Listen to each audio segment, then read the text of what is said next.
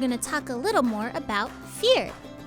We tend to be more afraid of things we don't understand. For example, storms can be scary.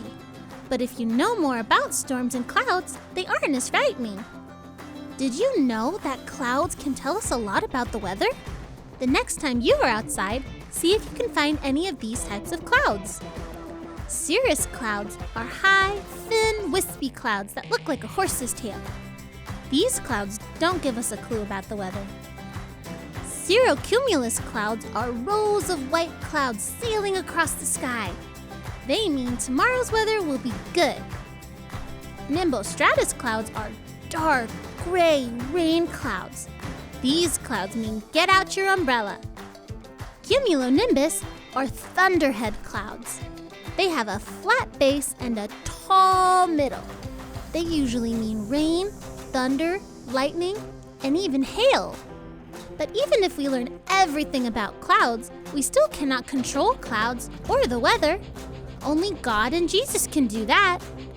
A little knowledge and a mighty God can go a long way in calming our fears. Psalm 34:4 says, I asked the Lord for help, and He answered me. He saved me from all that I feared. Check out today's Bible story and see what a mighty thing Jesus did. Let's read our story together. Mighty Jesus. One day, after Jesus had been teaching all day long, he and his friends got into a boat to go across the lake. Jesus was so tired, he fell asleep. Before his friends could row across the lake, up came a strong storm. The wind began to whip around, waves splashed high against the boat and began to fill it with water. It was a scary time. Finally, Jesus' friends woke him up. They were afraid. Help us or we'll drown, they said. Jesus stood up, and instead of grabbing an oar to help row, he spoke to the storm. Quiet. Be still, Jesus said. The wind stopped. The waves calmed down, and everyone was safe. Jesus is so mighty that the wind and waves obey him. Jesus is mighty. He made the storm stop as easy as turning on a light.